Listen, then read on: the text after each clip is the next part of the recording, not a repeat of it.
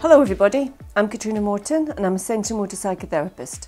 And today what I'd like to talk to you about is why I don't work with diagnoses. So before we begin, if you enjoy these videos and you find them helpful and useful, then we want to get them out to as many people as possible. And so when you like and you subscribe to our channel, it really helps us get out to as many people as possible and to help us help you.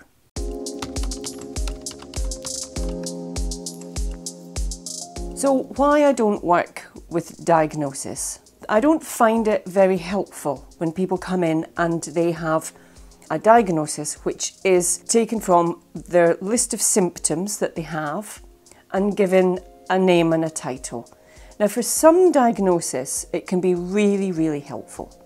When we have a physical ailment and we get it diagnosed and the doctor or the surgeon knows exactly how to treat it, what to treat it with, and how to make it better. My experience of a lot of people who get a diagnosis for a mental health problem is that they get the diagnosis based on their symptoms, but when they go, okay, brilliant, now what's next? There often isn't a what's next, or the what's next is very generic. Maybe some CBT if you're lucky, medication, which is fine, but it's only going to mask the symptoms or treat the symptoms. And those symptoms get used to that level of medication, and what we find is we often need more and more, or changing up the meds, making them slightly different combinations in order to get the same effect. What I aim to do is work out what it is that's happened. So instead of what's wrong with you, what are your presenting problems, which is what you would take to a doctor, I ask what's happened to you, what's gone on in your life that has created all these coping mechanisms, these reactions to things, these triggers, and all of the things that come with it, which are very often the symptoms of what's lying at the bottom of this. And so what I like to do is try and match up, make sense of the past experiences that you've had, the life that you've lived, what's happened to you in that life, and why it would leave you behaving and viewing the world in a certain way, reacting to things in a certain way, either through outward actions, coping mechanisms, or going inwards, disappearing, freezing, shutting down. Those things are a reaction and a solution. They've been a solution at some point in your life because it's worked. Otherwise we wouldn't keep doing it. It's really hard to switch those things off, to let our nervous system, our body, our brain know, oh, it's different now, we don't need to do those things. That message doesn't get across. And we have to have new experiences, we have to have healing for those wounded parts, and we need to be able to process some of the trauma that's causing these reactions and these triggers that are setting off your brain, setting off your nervous system, and you're feeling it in your body.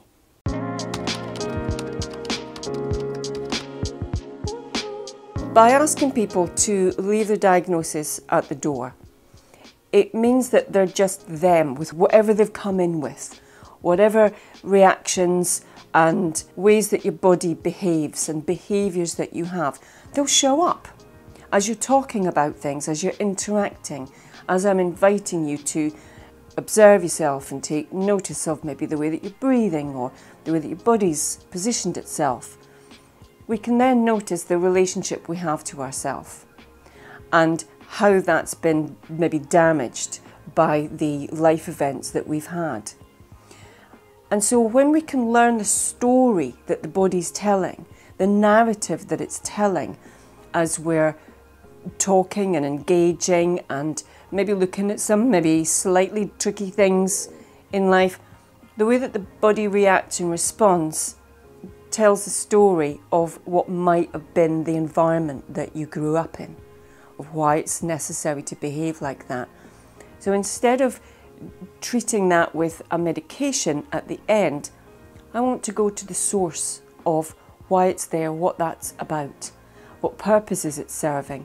And that gives an idea about what's either missing what's needed or what those parts of us are telling us by this response. If they're always shrinking away and contracting and trying to hide, then we know that the environment's been quite hostile.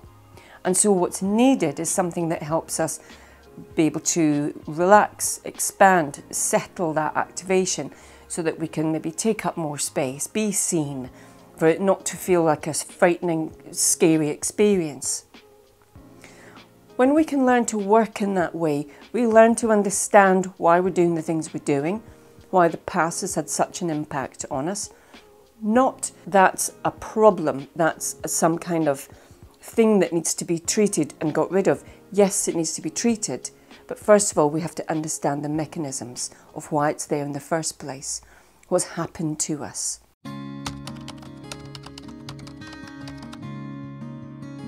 If we just look at it through the lens of a diagnosis, then we're only going to be looking at the symptoms. If some of those symptoms are things that are addictive, if some of those symptoms are things that we're doing that aren't healthy for us, and we're being asked to try and give something up, if all we ever do is take away and try and stop these things, like when I talked about this in the addictions video, then we're leaving a massive gaping hole. We've got to find out what that gaping hole is, what that need is, and find a way of regulating, settling, giving a different experience, finding strength when there's only weakness, finding expansion when there's only contraction, so we can really help the body and the nervous system have a new way of reacting and responding to things, instead of just trying to suppress what the triggers are, the coping mechanisms, the overthinking that the head's doing. Instead of just treating that bit and we treat the source, then we really start to have a proper sense of ourselves, who we are, why we do these things, all the different little parts of us, all the things that really make us uniquely us. So before we try and suppress something or make something go away, we want to be able to get an understanding of it, be able to work with it, give it a different outcome, a different meaning, and a much better relationship with ourselves, a desire to want to help ourselves. If we don't feel safe, how can we feel safe? How does not feeling safe show up in the body? What is it that's reacting? What is it that the body's doing that's giving you that message, I don't feel safe here? And what's needed? When we can do that, then often the things that we've been diagnosed with, things like when I hear someone coming in and they say, I've got bipolar, I hear a dysregulated nervous system. When I worked in the NHS, the symptoms of ADHD and the symptoms of trauma and a dysregulated nervous system would look exactly the same if you look at the diagnostic criteria that they're using. Now, to me, it makes much more sense to treat the trauma so that all these behaviours and triggers aren't happening, rather than just treating the symptoms.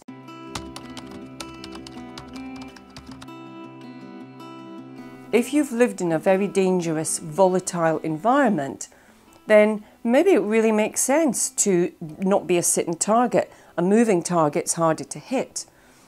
If it's never felt safe to be still and be settled and be relaxed, then that's going to be a really triggering place for you, because your hypervigilance that's been used to looking for the next thing that's happening, where's the next danger coming from, that's a really useful thing. If we just shut it down and try and get ourselves still and a bit more relaxed through a medication, it's kind of working against what your nervous system's doing. And of course you're going to need more and more medication to kind of fight that fight. But if we can treat the symptoms at the core, then they resolve themselves. They're not there anymore. We're not having those same responses. And so for an awful lot of things like borderline personality disorder, that I'm hearing a lot of people getting diagnoses for now, it seems to have, superseded bipolar. When we can work with the actual person and what it is that is disengaging that person from real life, stopping them reacting in just a normal way, not having an abnormal or a much bigger or a much smaller reaction to things, When we can really learn to connect with ourselves and find out who we are, feel safe in connection with ourselves, safe in connection with the environment and the world around us, then we'll have a much more measured and accurate response to what's happening. We'll be able to engage with people instead of being frightened of people, not being able to look them in the eye, feeling very unsettled around people.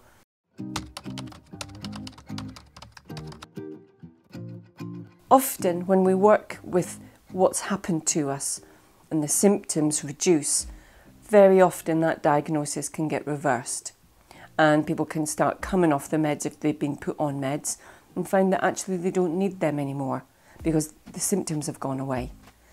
So that's how the medical model works, and I get it, and for some people it's really, really successful. I'm seeing the people that that's not been successful for. The root cause, the processing of the trauma, the treatment for the early developmental wounds are needed in order to feel better, to be the functioning person that we want to be. So those are the people that I'm working with where that model doesn't fit. I'm not saying it isn't for everyone. I'm not saying it doesn't work. It does work, but it doesn't work for everyone. As usual, one size does not fit all. So I'm working with the people that really need to do the groundwork, heal the trauma, process the trauma, expand their window of tolerance, expand their resilience, and get a much better sense of themselves and who they really are in the world without all their triggers. So I really hope that's been helpful, useful, and helps you have some understanding of where someone like me is coming from with work. And I really don't want people to feel like they're defined by their diagnosis, that they are that diagnosis. And when they go up and read about things like bipolar and borderline personality disorder, it can be quite a horrifying read of that's actually me. I want people to be more than that, more than this label that defines their symptoms, and actually find out who they really are underneath those symptoms. Again, if you found this video helpful, useful, helps to explain things, then give us a like, subscribe to our channel below because it really, really helps us get out there. And I really look forward to seeing you again next time. Bye.